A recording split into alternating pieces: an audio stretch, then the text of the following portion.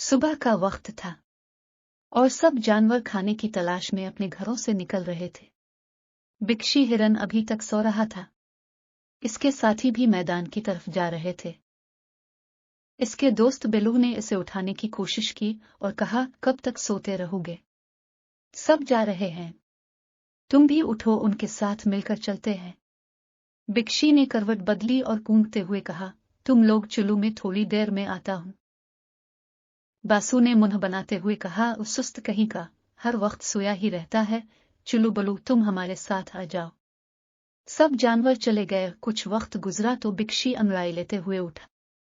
अब उसे भी जोर की भूख लग रही थी। वो खुद से कहने लगा, अब खाने का इंतजाम अकेले ही करना होगा। मैदान की तरफ निकलते हुए इसने देखा तो उसके साथी दूर दूर तक नजर नहीं आ रहे थे। बिक्षी उछलता कूदता अपनी मस्ती में जा रहा था कि उसे एक हरा भरा मैदान दिखाई दिया।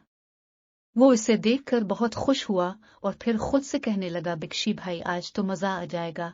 यहाँ से घर ज्यादा दूर नहीं है, मजे से खाना खाता हूँ बाकियों के आने से पहले तक, तो मैं घर भी पहुंच जाऊंगा। बिक्षी ने खूब मजे से घास खाई। जब इसका पेट भर गया तो उसे फिर से नींद आने लगी। इसने सोचा कि क्यों ना यहाँ पर कुछ देर आराम किया जाए, और एक दरख्त के साए में टेक लगाए सो गया। वो मजे से सो रहा था और हर चीज से बेखबर था कि अचानक एक शिकारी का वहां से गुजर हुआ और उसकी नजर सुबह हुए हिरन पर पड़ी तो वो खुशी से उछल पड़ा और कहा, आज तो हिरन का गोश्त मजे से खाऊंगा, और इस सुबह हुए हिरन का शिकार करना भी बहुत आसान है। इसने अपनी बंदूक से हिरन का निशाना लिया और फायर कर दिया। गोली की आवाज सुनते ही बिक्षी की आंख खुल गई। इसने भागने की कोशिश की, लेकिन देर हो चुकी थी। गोली इसकी टांग में जा लगी। जख्मी होने की वजह से वो ज्यादा तेज न भाग सका और कुछ दूर जाकर जमीन पर गिर गया।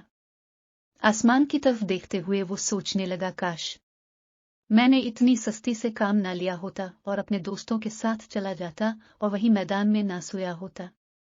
इस सस्ती की वजह से मुझे कितना बड़ा नुकसान उठाना पड़ रहा है। अब वो शिकारी मुझे पकड़ने आता ही होगा। उसने उठने की कोशिश की, लेकिन वो कामयाब ना हो सका।